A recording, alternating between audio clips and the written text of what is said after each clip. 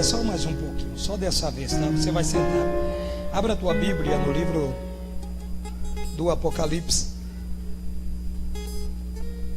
Livro do Apocalipse.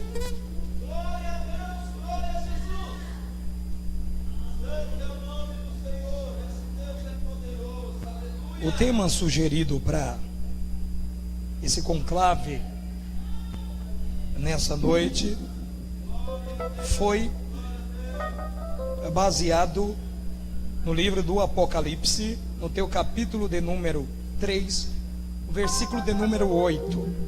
Mas para nós entendermos o que Deus quer falar conosco, vamos ler o capítulo de número 3, e o versículo de número 7 até o número 13.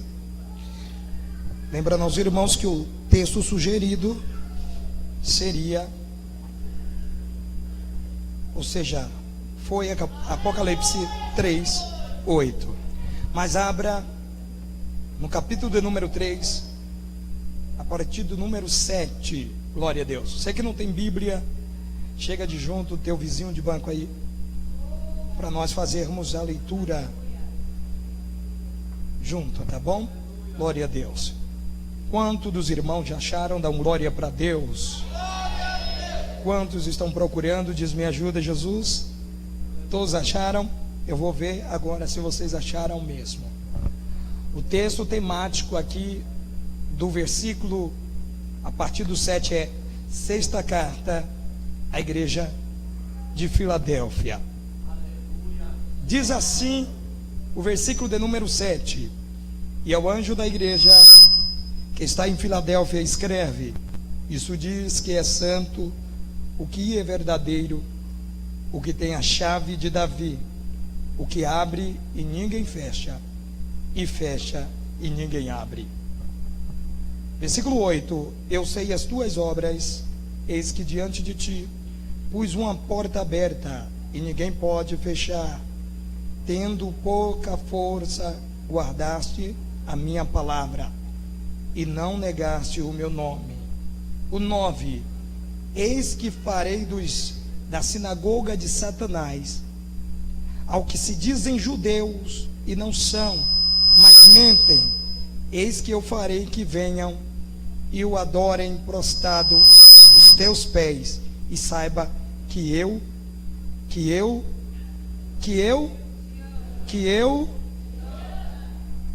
10. Como guardaste a palavra da minha paciência, também eu te guardarei da hora da tentação que há de vir sobre o mundo, para tentar os que habitam na terra. Eis que venham sem demora. Guarda o que tens, para que ninguém tome a tua coroa. A quem vencer, eu farei coluna no templo do meu Deus, e dele nunca sairá. Escreverei sobre ele o nome do meu Deus, e o nome da cidade do meu Deus, a nova Jerusalém, que desce do céu, do meu Deus, e também o meu nome. Quem tem ouvidos, ouça o que o Espírito diz às igrejas. Amém. Glória a Deus. Podemos assentar, queridos. Glória a Deus.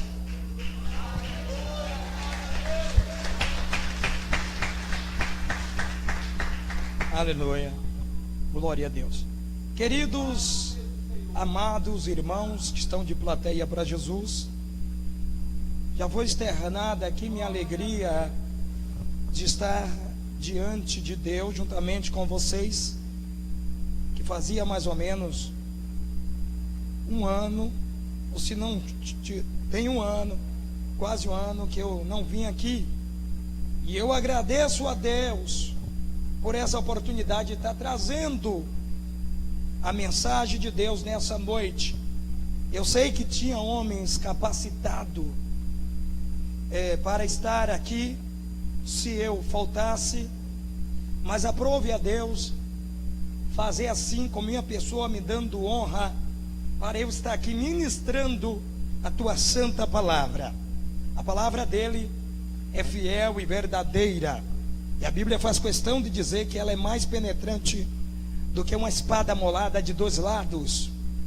E a palavra de Deus, ela é apta para discernir o pensamento e a intenção do coração do homem. E a Bíblia, ela fala dela mesma, que ela vai até a junta e a medula, e penetra na divisão da alma. Aonde o homem não chega, a palavra de Deus chega. Aonde o homem não vai, a palavra de Deus vai. Aonde o homem não entra, a palavra de Deus entra. A palavra de Deus, ela é sempre fiel. Seja sempre Deus verdadeiro. Aqui, queridos amados irmãos, está um livro que muitas pessoas temem ler. Eu já me deparei com várias pessoas no decorrer da minha caminhada ministerial, pessoas que me pararam, me indagaram e me confessaram que realmente tem um grande medo quando lê o livro do Apocalipse. Apocalipse tem a tua etimologia na palavra grega apocalipsio, que significa revelação. O teu livro, o livro do Apocalipse, ele é um livro escatológico, porque ele trata das últimas coisas.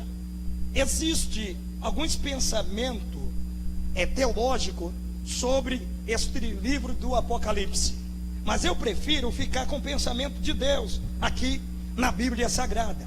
Sabemos nós que João escreveu o livro do Apocalipse, e algumas pessoas conhecem a história, só que porém algumas não conhecem.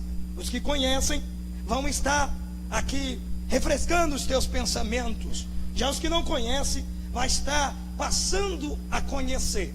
João, conhecido como apóstolo do amor, é aquele que andou com Cristo. Foi o único apóstolo que não sofreu o martírio. Ele não morreu.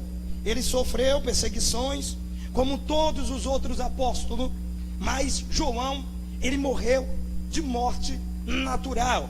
Segundo os acadêmicos, eles informam que João morreu aproximadamente com 100 anos de idade. Eu posso dizer que ele morreu farto de dias. João morreu um homem que dedicou todos os anos da tua vida após a convenção, dedicando de um amor o evangelho de Cristo.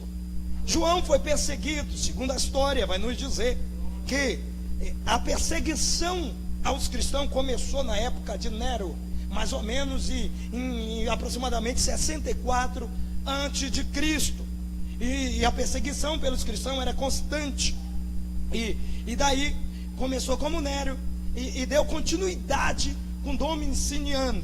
E o que acontece aqui é que me parece que João, ele, por causa do evangelho de Cristo, ele sofre perseguição, é preso, é torturado, e a história vai dizer que meio à tortura tentam a morte dele. Quem já não ouviu falar que João, ele foi posto em uma caldeira de óleo quente para morrer? Bem, os acadêmicos dizem isso, que João, ele foi posto em uma caldeira de óleos quentes para morrer. Só se assim Deus não tinha permitido.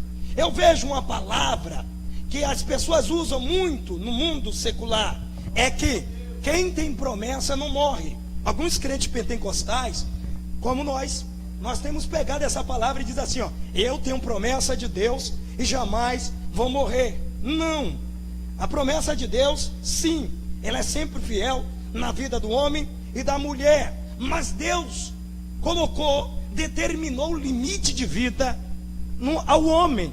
Deus determinou o limite de vida à mulher, mas eu não anulo, porque todos nós somos filhos da promessa de Deus.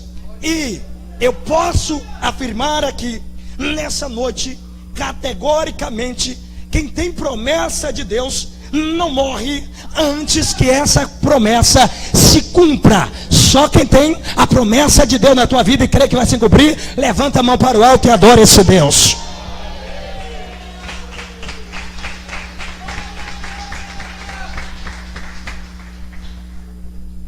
João tinha a promessa de Deus, e Deus tinha determinado os dias de João. E o dia de João não era para ser morto com a idade que ele estava, não. João não era para ser morto no momento que ele foi perseguido e torturado e foi posto na caldeira de óleo crente. Ainda que você fique pasmo, eu terei que dizer que aquela situação que João passou foi uma situação criada por Deus. Deus, ele tem seus planos. Deus, ele tem seus trabalhar. Enquanto os perseguidores da época, achando que estava fazendo um mal para João, ele estava fazendo um bem tão grande ao Evangelho de Cristo e a João. Porque Deus livrou João da morte. Ele não foi morto. É claro que ser posto em uma caldeira de óleo, de azeite fervente, é claro que causa alguns danos. E João teve os danos. Alguns historiadores vão falar que as suas mãos ficaram atrofiadas, teus pés. Bem, não sabemos. Sabemos que tinha danos, mas não sabemos se foi isso ou não. Mas já que João não morre, a história vai dizer que ele é posto ali na ilha de Pátimo e abandonado. Veja bem, aos olhos dos martírios, ele estava achando que estava abandonando João para que ele fosse morto. Estava abandonando e João estava sozinho. Ia morrer talvez de sede, de fome e tudo mais. Mas o que eu aprendo aqui nesta noite é que quem anda com Deus, ele jamais está só. Quem anda com Deus, ele jamais é abandonado. Quem anda com Deus, ele jamais é desamparado. Quem anda com Deus, ele jamais é deixado de mão. Escuta aqui, a Bíblia, ela faz uma pergunta: poderá uma mãe, ela esquecer do teu filho que tanto ama? Pois é impossível, irmão Marcos, é impossível uma mãe abandonar um filho que ama. Mas ainda que aconteça, a Bíblia diz que todavia Deus jamais abandona os seus. Talvez nesta noite eu estou pregando para pessoas aqui que você foi abandonado pelo teu amigo. O teu esposo, ele não te dá o apoio que você merece. A tua esposa, ela não te dá o apoio que você merece. Ei, o teu pai, a tua mãe não reconhece o que você merece. Mas eu quero te dizer, talvez você olha e veja várias pessoas ao teu lado. Ao mesmo tempo é como se você não tivesse ninguém. E você se encontra no deserto, achando você que o deserto é lugar de esquecimento, achando você que o deserto é lugar é um lugar ruim. Eu terei que dizer que o deserto é o melhor lugar por crente. Por quê, pastor Fábio Santiago? É porque no deserto Deus se revela ao crente. No deserto Deus mostra que ele é Deus ao crente. No deserto Deus mostra a capacidade que o crente tem. Só quem crê levanta a mão para adorar esse Deus.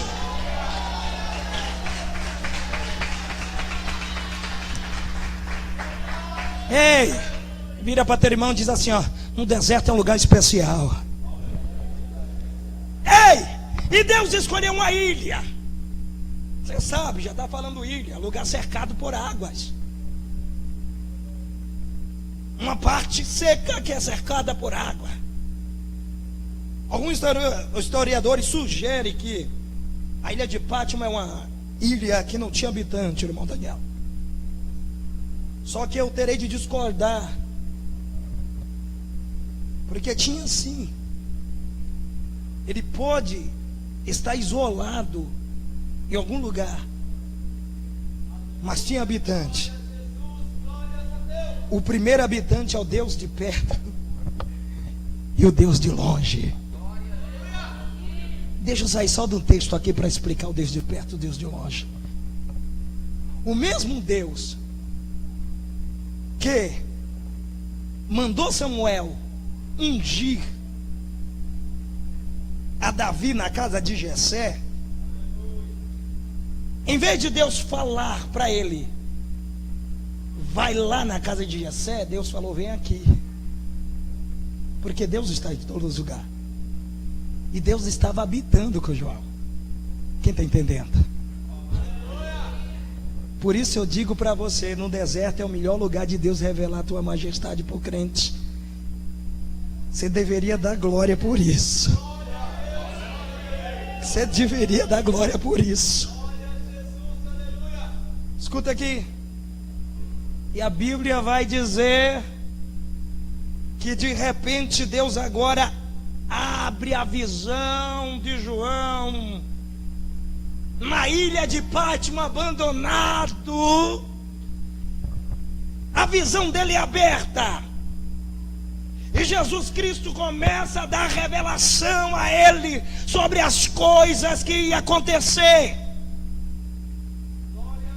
nos últimos dias. Só que Jesus mandou ele escrever e dizer assim: em primeiro lugar, eu quero que você escreva a carta endereçada ao anjo da igreja. Eu vejo muitas pessoas dizer que o anjo da igreja são os pregadores. Porém, eu afirmo que o anjo da igreja é o pastor. E o pastor é o mensageiro. A carta vai para o mensageiro e o mensageiro transmite a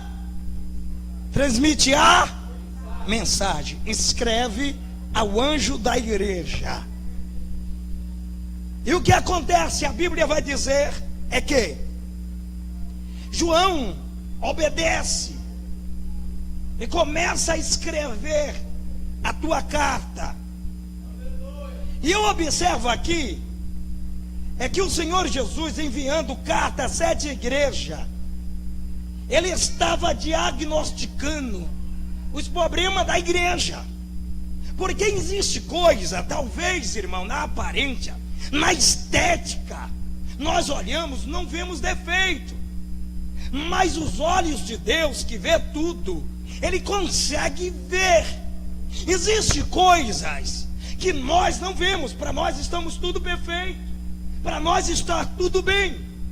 O mundo, ele vive de aparência.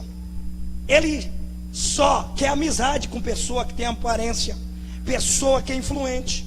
Se uma pessoa for humilde, é difícil de receber o elogio. Ei, se uma pessoa for pregador, e principalmente congressista, ou se for cantores como o conjunto da adoração, o vocal adoração, desculpa, me permita eu falar isso, a irmã Ellen, entre outros pregadores, Daniel, entre outros aqui, aí tem ligações, aí tem joinha, aí tem curtida. Mas se o homem ou a mulher, ele não tiver um status, aí ninguém curte, aí ninguém fala nada. O mundo cultua a perfeição, a aparência, mas Jesus ainda tem compromisso com o homem interno. Jesus ainda tem. Que é isso, irmão? Fala para você, o homem interno, sim, com a alma do homem, com a sinceridade. Deus, ele aborrece o soberbo. Deus, ele ama o homem interno, o homem de coração humilde. E quando eu falo homem, eu vou para o sentido genérico, eu estou falando de mulheres também. O que adianta você estar vestido da melhor roupa, está estampado um sorriso, esse sorriso é falso? O que adianta tu estar sorrindo por fora, mas teu coração está angustiado, você está em depressão? O que adianta você estar sorrindo, mostrando aparência, se Deus está vendo que o teu coração está triste, que você está no deserto? E é com você que Cristo quer falar nessa noite, minha amiga. Cristo quer falar contigo. Ele conhece o teu interno. Ele não quer a tua aparência, não. Ele quer olhar para você e ele quer te dar uma nova vida interna. Como isso? A transformação nunca aconteceu de fora para dentro. É o mundo que dita essa regra. A transformação é de dentro para fora. E quantas pessoas não conseguiam diagnosticar os problemas da igreja? Porque você acha ser igreja, escuta uma coisa aqui para falar. Ser igreja, as pessoas pensam que quando Jesus fala de igreja, as pessoas estão imaginando que é o templo bonito, que esse templo aqui, ser igreja, vai muito mais além do que um templo. Quando Jesus fala de igreja, Jesus está falando você. Você é a igreja de Cristo. Essa igreja é difícil, porque tem pessoas que andam na estética, eu vou falar. Tem pessoas que preferem andar de aparência. Tem pessoas que preferem mostrar o que não é. Tem pessoas que escondem um sorriso no teu rosto, mas Deus sabe como está teu coração. Quantas vezes veio um pensamento triste de você se matar? E eu vou falar uma coisa aqui, rapaz. Eu vou falar. Sabe o que acontece? É que a igreja está indo muito contramão à verdadeira igreja que Cristo quer. É porque hoje as pessoas, a igreja de Cristo, está andando igual ao mundo. Como? Como, irmão Fábio Santiago?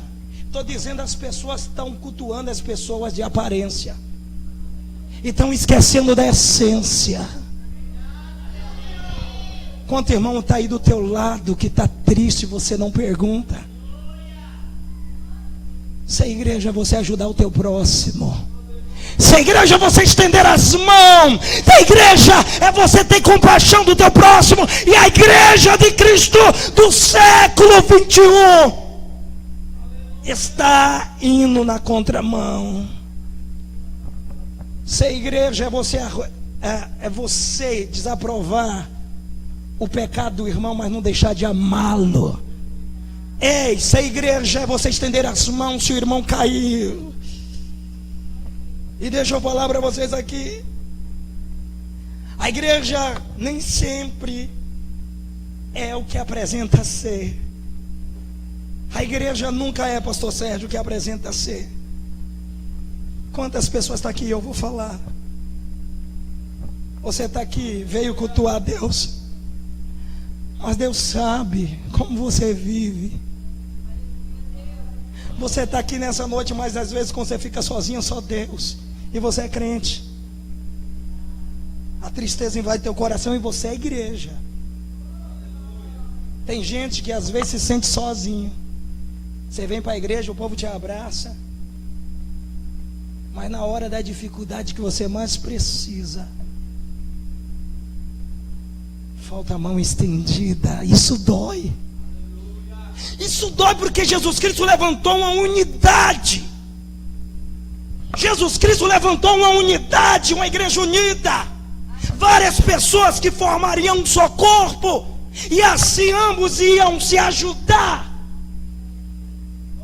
E isso está de maneira explícita, que a igreja esqueceu do teu princípio. A igreja esqueceu do teu princípio, que é amar o teu próximo. Se a igreja é você abraçar o teu próximo, se a igreja é você levantar o teu próximo.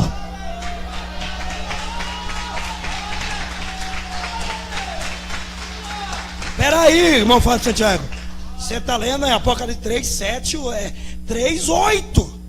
Esse que diante de ti pus uma porta aberta. Sinceramente, você está pensando que é porta de prosperidade? Eu vou falar para você da igreja perseguida. Escuta aqui. Existe uma diferença da igreja das outras. Escuta aqui. 2 dessas 7 igrejas que o anjo escreve, ou seja, que Jesus pede para João escrever, eu até anotei aqui. 2 dessa igreja só teve elogio, que foi a igreja de Esmirna e a igreja de Filadélfia. Escuta aqui, 4 delas Jesus teve palavra de elogios e teve críticas. Elas são Éfeso, Pérgamo, Tiatira e Sarde. Para uma delas, Jesus só teve crítica, que é a igreja de Laodiceia. Escuta aqui, a igreja de Éfeso era uma igreja fiel a Deus. Era uma igreja que andava no princípio com Deus. Esse é um elogio de Jesus. Só que Jesus diz: tenho porém contra ti, que deixaste as tuas primeiras. Tenho porém contra ti. A estética estava bom. É uma igreja fiel. É um irmão que vai lá. Você é a igreja. Você está de paletó bonitinho, está de gravata, eu vou para a igreja. Aparentemente está tudo bem. Mas Jesus é o que consegue olhar e ver o diagnóstico da igreja. Irmão Marcos, irmão Eduardo, Jesus é o único que consegue ver, aleluia, passando em revista o diagnóstico da igreja. Enquanto as pessoas veem, porque você lê e vai dizer assim, ó, Éfeso é uma igreja abençoada. Não, Jesus, eu tenho porém uma coisa contra ti. Que coisa é essa? É uma igreja que Jesus descobre que ela não tinha amor. Uma igreja que não tinha amor. Era fiel a Deus, mas não amava o teu próximo. E um dos maiores mandamentos de Cristo é você amar o teu próximo. Quem são meu próximo? São todas aquelas pessoas que precisam da tua ajuda. São todas aquelas pessoas que Jesus coloca na tua frente ou do teu lado, e você não abre esse ouvido espiritual para entender que Deus está colocando essa pessoa do teu lado para falar do problema dela, para você apresentar uma solução em nome de Deus.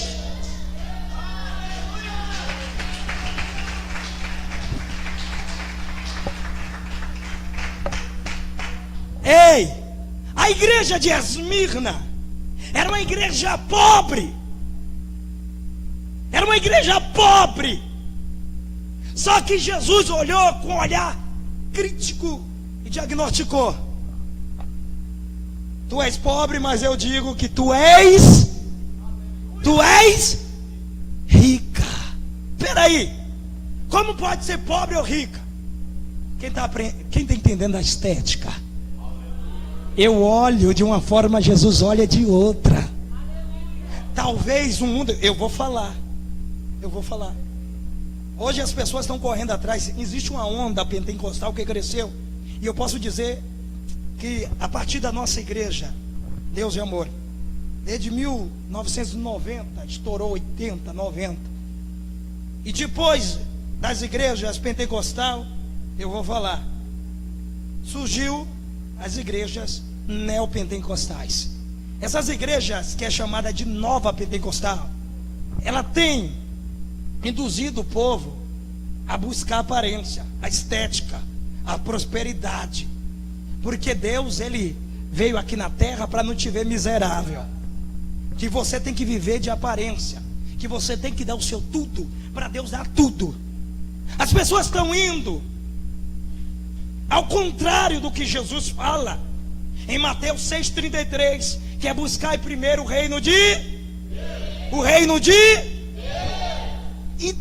e a tua justiça, e todas as demais coisas. Complete, por favor. Peraí, se você tem que buscar o reino de Deus, o que é reino de Deus? É morada no alto, é salvação. Buscai primeiro o gozo da tua alma, para depois as demais coisas ser acrescentada. Como estão entendendo? E eu vou falar que as pessoas hoje estão indo atrás de carro, de casa, de chave. Teve um camarada, eu não vou dizer o nome, que disse um dia que Deus estava me dando 7 chaves. Todo dia que eu chegava na igreja era 7 chaves. Eu disse, meu Deus, eu vou ser dono de condomínio, porque chega a chave, mas não chega nada. É uma chave da prosperidade, a chave do carro, a chave do não sei o quê. Eu digo, pronto, sou o mais rico agora, de sertãozinho. Irmão, Deus não está preocupado com chave, nem está preocupado com tua salvação. As demais coisas você será acrescentada. Ele diz assim, ó, não vê os passarinhos quando eles não trabalham, mas não vê as flores do campo. Sertão vê, ela não trabalha, mas eu visto todas. Vos dirás vós também. Primeiro busque o gozo da tua alma, a paz do teu coração. A igreja de Esmirna era uma igreja pobre, mas agora Jesus olha e diagnostica, diz assim, mas tu és rica. Glória a Deus. Ei, a igreja de Pérgamo era o local onde estava o trono de Satanás. A Bíblia diz que estava o trono de Satanás. Mas Jesus olha para aquela igreja agora e vê irmãos que dão vida ao evangelho. E um deles tem, que ele cita, Antipas, que é diferente. Era uma igreja que dava lugar ao demônio, o diabo, mas tinha pessoas fiéis a Deus. E as pessoas olhavam e diziam assim: não, aquela igreja é de demoniado. Mas aí Jesus revela Antipas, que era fiel e verdadeira. Quantos Antipas tem aqui nessa noite? Quantos? Quantos? Levanta as mãos. Quantos? Aleluia. Ei! A quinta igreja, ou a quarta igreja, a igreja de Tiatira. A igreja de Tiatira era uma igreja comprometida com iniquidade. Deixa eu falar um pouquinho de iniquidade, que as pessoas, elas confundem pecado com iniquidade. Pecado é uma coisa, iniquidade é outra. Como, irmão Fábio Santiago? Pecado é algo que você comete e você se arrepende, e Deus, Ele te perdoa. Iniquidade é a prática excessiva do pecado. É você constituir o pecado. É você pecar sempre. Pecar e se tornar ser rotina. Isso se torna iniquidade. E a igreja de Tiatira era uma igreja comprometida com a iniquidade. Mas Jesus encontra alguém disposto a andar com Deus em santidade. O diagnóstico de Jesus sempre tem para a igreja de Sardes, que era uma igreja que tem fama de ser uma igreja viva. E Jesus olha para ela e diz assim: ó, Sardes, vocês estão morta. Isso aí é a palavra de Jesus. Não, você tem nome que vive, mas só tem nome, mas já morreu há muito tempo. Quem está entendendo? Tem nome que vive, mas já morreu. Aceita qualquer coisa, aceita tudo. Foi uma pessoa antes abençoada, mas hoje não. Está igual a igreja de Sardes. A igreja de Laodiceia era uma igreja que dizia para si mesma: eu sou rica, eu sou abastada, eu não tenho falta de nada. E ele diz assim, ó, mas Jesus olha para ela e diz assim, ó: tu diz que é rica, mas não sabe que é uma pobre, miserável e nu. Escuta aqui, como é que pode? Enquanto o homem está achando que ele é alguma coisa, que você está bom, que você faz o suficiente. Não, eu jejuo, eu oro mais do que, tem pessoas que falam assim, né? Eu oro mais do que fulano e ciclano, eu sou uma bênção. E Jesus olha e diz assim, ó: não é isso que eu estou ouvindo. E tem a igreja aqui que eu desci, que é a sétima igreja, que é a igreja que nós lemos aqui, que é a igreja de Filadélfia. Jesus olha para a igreja de Filadélfia e diz: aos olhos do mundo, você tem pouca força. Tendo pouca força, não negar-te a minha palavra. Aos olhos do mundo, Jesus, ele tem um sentido para isso. Eu vou explicar a vocês. Tem um sentido porque Jesus falou isso. Tendo pouca força aos olhos do mundo, mas aos meus olhos tu é uma igreja fiel. Por isso coloquei diante de você uma porta aberta. Alguém olha para você e acha, eu vou falar, alguém olha para a pessoa, Sérgio, e julga dele assim: porque não está subindo no altar, é uma coitada. Porque não prega, é uma coitada. Porque não canta, é uma coitada. Talvez alguém olhe e não veja a força que Deus vê em você, mas Jesus, Ele vê a força que você é. Você é um guerreiro de Deus, não precisa você estar aqui em cima para mostrar que você tem a força de Deus. Jesus disse que você é fiel e você tem a força dele. Levanta a mão para adorar, levanta a mão e adore.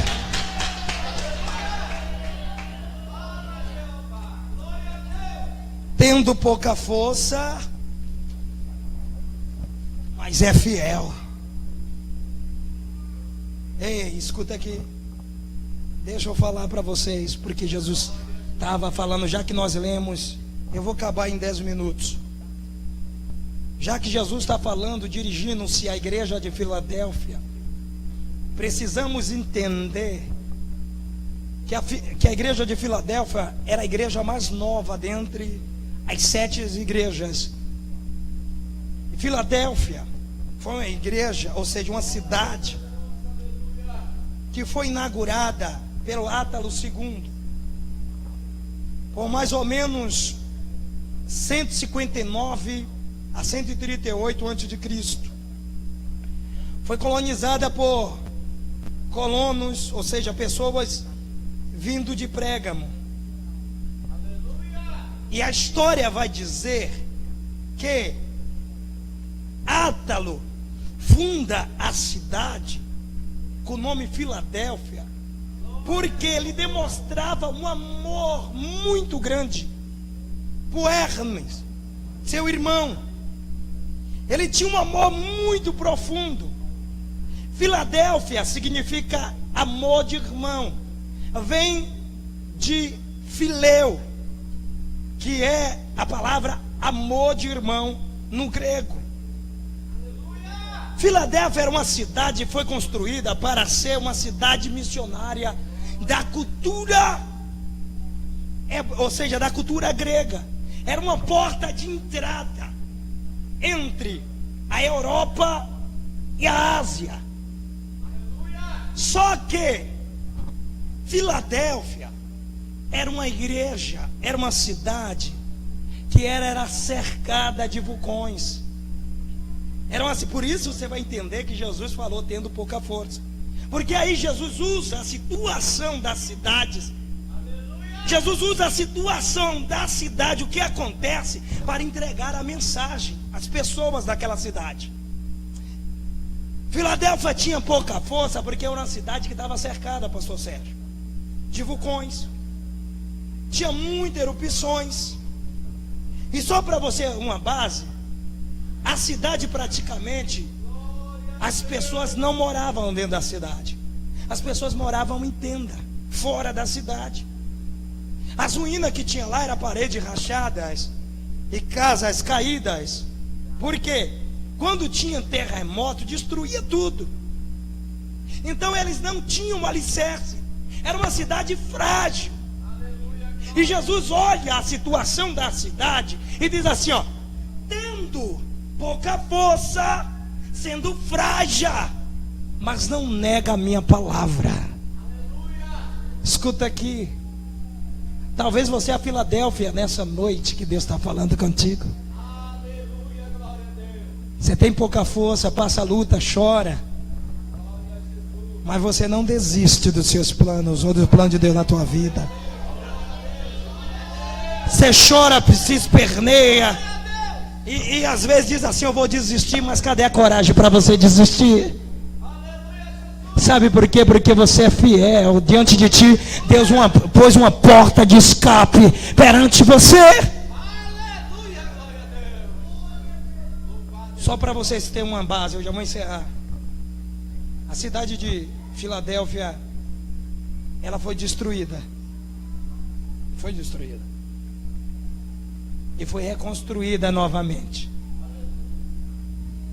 Quando ela foi construída, ela foi construída pelo imperador, com a ajuda do imperador de Roma. E o que acontece é que vai dizer que quando ela é reconstruída, ela recebe um novo nome. Você está entendendo o que eu falei? Que Jesus está falando que vai dar um novo nome. Jesus usa o histórico da cidade para me enviar a mensagem. Ele olha e diz assim, ó: eis que darei novo nome. porque a cidade tinha passado já por esse processo. A cidade passou um tempo chamado de Nova Cesareia, New Cesareia, que era a nova cidade de César, porque o imperador de Roma da época, ele ajudou a reconstruir a cidade. E a cidade, ela recebeu esse nome. Só que Jesus usa, o povo já estava acostumado a passar luta, a passar prova, ter mudado o nome. Jesus diz assim, ó, mas o diagnóstico de Jesus foi que Jesus viu uma igreja que não se abalava. Era uma igreja que tinha os terremotos, mas ela permanecia firme, forte. Nada abalava ela. Ela permanecia firme e forte. Recebeu outro nome, mas a essência era a mesma. Você está entendendo, irmão? Você tem que permanecer com a tua essência, fiel a Deus, até o último dia de você subir com Ele na glória. Tem que permanecer fiel, inabalável sempre. Quem vai permanecer fiel diante de Deus sempre? Eu vou encerrar aqui. Eu sei as tuas obras. Eu sei também que és paciente.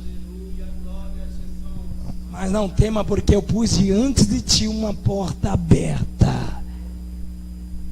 Se eu te falar de portas, você vai dizer assim, é prosperidade? Não. A porta aberta, porque eu falei que a cidade era um correio, era a porta de entrada entre a Ásia e a Europa antiga. E as pessoas sempre saíam e entravam pelo Filadélfia.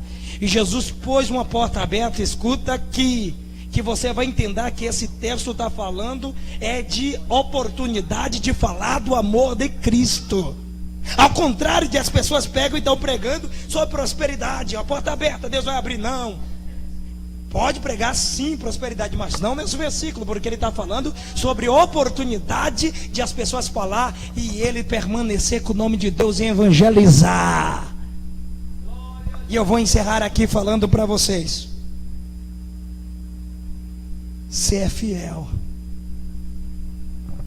Você tendo pouca força, você permanece fiel diante de Deus. E Jesus, ele pôs uma porta aberta diante de você. Escuta aqui. Aproveite essa porta e fale do amor de Cristo. Seja a igreja, e seja uma igreja de Filadélfia. Seja a igreja que agrade a Deus, mesmo tendo pouca força. Não negue a palavra de Deus. Tendo pouca força, persista, insista, vá até o fim. Tendo pouca força, permaneça fiel, porque Deus está contigo. Ele está olhando para você e Ele tem um diagnóstico para você. Jesus, Ele tem algo preparado para você. Permaneça fiel a Deus. No mundo atual que vivemos, contraditório, Deus tem levantado e permanecido e feito permanecer um povo fiel. E talvez você diz: Deus, eu quero ver a tua fidelidade na minha vida. Abre os teus olhos e veja que Deus nunca te deixou só. Aos que estão passando por provação, isso aí você tem que passar, porque Deus, Ele dá a aprovação e dá o escape para você.